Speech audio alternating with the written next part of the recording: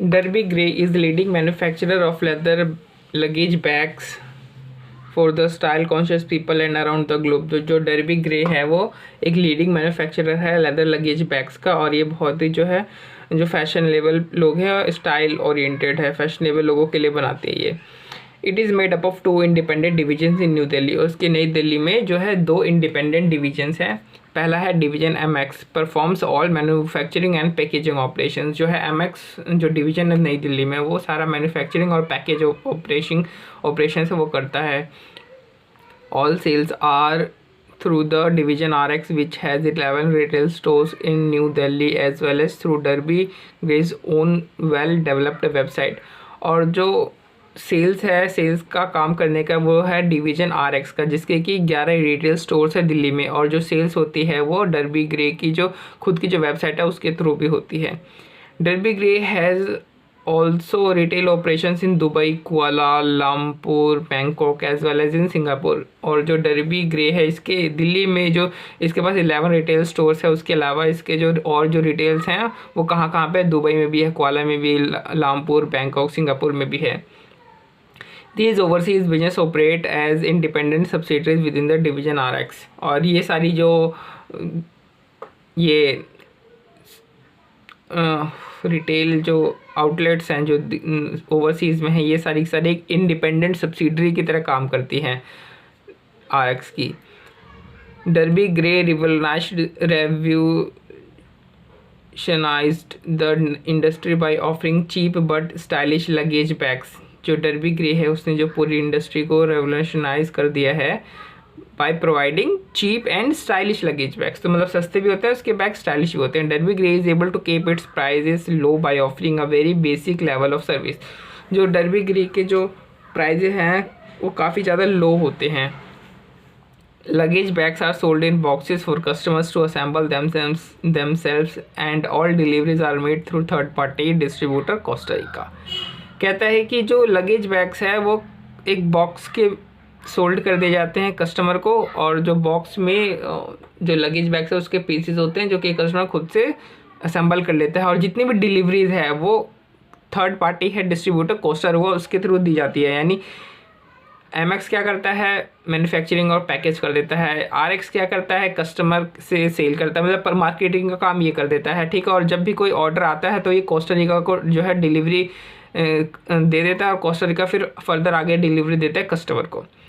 Doctor Phillips जो कि managing partner है डर्बी ग्रे का, is bothered about increasing sales return and massive complaints about product purchase from Derby Grey on social media. तो जो doctor Philip हैं जो कि मैनेजिंग पार्टनर है, उनको पता चला कि सोशल मीडिया पे डर्बी ग्रे की मतलब बहुत सारी कंप्लेंट्स आ रही हैं, और साथ साथ जो डर्बी ग्रे की जो सेल्स रिटर्न है वो बहुत ज़्यादा इंक्रीज़ हो रही है। With this concern, Dr. Phillips has appointed you as a performance management expert to help the firm to execute Six Sigma technique to reduce the number of sales return and to evaluate firm's existing performance। और जो doctor Philips है उसने आपको appoint किया है कि firm की आप जो है प्रोसेस को समझो, इवेल्यूट करो एग्जिस्टिंग परफॉर्मेंस को, उसको सिक्स सिग्मा टेक्निक अप्लाई करके जो सेल्स रिटर्न इनकी वो कम करो। Dr. Phillips has heard that the Six Sigma analysis involves large quantities of data. Dr. Phillips stated, I am not confident on our current IT system. I doubt whether the system would be able to identify the required data relating to cutting, preparation, closing, lasting, etc. Doctor Philip कहते हैं कि मैंने सुना है कि जो six sigma है उसमें बहुत ज़्यादा लार्ज क्वांटिटी में डाटा चाहिए होता है। ऑफकोर्स ये होता है क्योंकि हमें एनालाइज करना होता है, मेज़र करना होता है प्रोसेस को, ये सारे काम करने होते हैं, रूट कॉज आइडेंटिफाई करना होता है। तो कह रहा है कि मुझे डाउट है कि हमारा जो करंट जो IT सिस्टम है वो आपको इतने डिटेल में जाकर के डाटा आपको दे सकता है। दीज मैन्युफैक्चरिंग सब डिविजन्स में be the root cause of the problem. कह रहा है कि ये जो हमने सब डिविजन्स बना रखे हैं मैन्युफैक्चरिंग के, हो सकता है ये प्रॉब्लम का रूट कॉज हो। Further quarterly compiled sales data return has not enough detail. और जो क्वार्टरली जो सेल्स रिटर्न का जो डाटा ये लोग आता है, ये लोग निकालते हैं करंट IT सिस्टम से, वो इतना डिटेल में नहीं होता जिससे आपको रूट कॉज एक्चुअल में पता चल पाया है। We may need to do more analysis on customer satisfaction and manufacturing quality. वो कहते हैं कि हमें जो है कस्टमर सेटिस्फेक्शन के ऊपर बहुत ज़्यादा काम करने की ज़रूरत है, बहुत ज़्यादा एनालिसिस करने की ज़रूरत है, अपनी जो मैन्युफैक्चरिंग क्वालिटी है उसको भी एनालिसिस करने की ज़रूरत है ताकि उसको इम्प्रूव किया जा सके। You have been given access to feedback given by customer for returning goods to measure existing performance in this area. आपके पास जो कस्टमर के फीडबैक है आपको वो दे रखे हैं, जैसे कि जो जिनको पीसिंग डिफ़िकल्ट, जिनको पीस को असेंबल करने में डिफ़िकल्टी आई या फिर कुछ पीसेस मिसिंग थे, वो टोटल 47% है। मतलब एग्जैक्टली ये नहीं बता सकते कि पीसेस मिसिंग वाले कितने हैं ये, और या फिर जो आपको असेंबल करने में डिफ़िकल्टी है वो एग्जैक्टली कितने हैं वो नहीं पता, लेकिन इन दोनों का कितना है, टोटल 47%। बैग्स, ऐसे बैग्स जो कि डिमांड ही नहीं किए गए, तो ये 24% है। पुअर क्वालिटी का 90% है। पुअर क्वालिटी उसका मतलब क्या हुआ, पुअर क्वालिटी में हमें ये नहीं पता है। अराइव डैमेज, जो कि वो कहते हैं कि ये डैमेज अराइव हुआ इसलिए हमने जो है सेल्स रिटर्न करी। अब डैमेज का मतलब क्या हुआ, किस कारण था, क्या प्रोडक्ट में क्या डैमेज था, किस पार्ट में दिक्कत थी, ये भी नहीं पता। कि ये लेट अराइव हुआ है उससे 1% है। हमें मैनेजिंग पार्टनर को एडवाइस करना है 6 सिग्मा इम्प्लीमेंटेशन के लिए, ताकि जो सेल्स रिटर्न है उसके नंबर कम हो सकें। और हमें यूज़ कौन से मेथड का करना है, DMAIC मेथड का करना। ऑफ कोर्स ये बात है, जब हम करंट एग्जिस्टिंग प्रोडक्ट की बात करते हैं और उसमें इम्प्रूवमेंट की बात करते हैं तो हम DMAIC मेथड की बात करते हैं।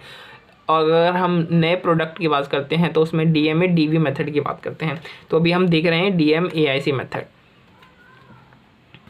तो सबसे पहले तो हम जब प्रोसेस को डिफ़ाइन करेंगे, ये इस फेज़ में हम ये मतलब एम्फसाइज किया जाता है कि एक्चुअल जो है कस्टमर की रिक्वायरमेंट क्या है, जो बैग है वो रिटर्न क्यों हो रहे हैं, ये सारी चीज़ें आती हैं। फिर मेज़र द एग्जिस्टिंग, फिर जो है एग्जिस्टिंग प्रोसेस है उसको मेज़र किया जाता है कि लेकिन मेज़र को, एग्जिस्टिंग प्रोसेस को मेज़र यहाँ पे किया नहीं जा सकता, क्योंकि यहाँ पे उतना सफिशिएंट डाटा है नहीं हमारे पास कि हम पता कर सके कि डिफेक्टिव मतलब एक्चुअल में क्या हुआ है ना, डैमेज में हुआ क्या था, इतना डाटा है नहीं। फिर एनालाइज करेंगे कि जितना भी कस्टमर ने फीडबैक दिया उसका मतलब क्या हुआ। ऐसा भी हो सकता है कि डिफ़िकल्ट टू असेंबल और पीस मिसिंग का मतलब ये भी हो सकता है कि डिज़ाइन प्रॉपर नहीं थी इसलिए वो फिट आपस में असेंबल नहीं हो रहे थे, फिट नहीं बैठ रहे थे, ये भी हो सकता है। और bags were not as demanded and of poor quality 43%। तो जो bags were not as demanded था 24%, और प्लस पुअर क्वालिटी का 19% मिला करके 43% हो जाता है। ये उनके बारे में बात कर रहा है कि हो सकता है कस्टमर का बाद में मूड बदल गया हो। और इसमें बोला पुअर क्वालिटी, तो पुअर क्वालिटी मतलब क्या है हमें पता नहीं है, ये हमें फर्दर एनालाइज करना पड़ेगा, फर्दर डाटा चाहिए। अब ये कह रहा है कि डैमेज अराइव हुआ, इसका जिम्मेदारी किसका था, डिलीवरी का, कोस्टा रिका जो थर्ड पार्टी डिस्ट्रीब्यूटर है, तो कोस्टा क्रूज का था जो थर्ड पार्टी डिस्ट्रीब्यूटर है, तो हम सारे जो है इसके ऊपर फोड़ सकते हैं। और अराइव लेट, ये भी कोस्टा क्रूज की गलती है, क्योंकि थर्ड पार्टी डिस्ट्रीब्यूटर तो यही है। फिर आता है इधर इम्प्रूव, तो इसमें हम रिकमेंडेशन करेंगे कि जैसे कि आपको टाइमली रिपेयर करना चाहिए, मेंटेनेंस ऑफ इक्विपमेंट करना चाहिए ताकि पुअर डिज़ाइन ना हो, डिफेक्टिव आइटम प्रोड्यूस ना हो, आपको एग्जिस्टिंग स्टाफ को आपको ट्रेनिंग देनी पड़ेगी। मतलब इम्प्रूवमेंट वाला जो फेज़ होता है उसमें हम क्या करते हैं, रिकमेंडेशन देते हैं। फिर कंट्रोल वाले फेज़ में क्या आप करते हैं कि जो भी हमने इम्प्रूव किया है उसको हम मेंटेन करके रखते हैं, इम्प्रूव परफॉर्मेंस को, ठीक है। और अगर जो सेल्स रिटर्न है अगर वो एक स्पेसिफाइड लेवल के ऊपर चल जाती है तो उसके लिए हम एक जो रिस्पॉन्सिबल पर्सन है उसको कांटेक्ट करते हैं।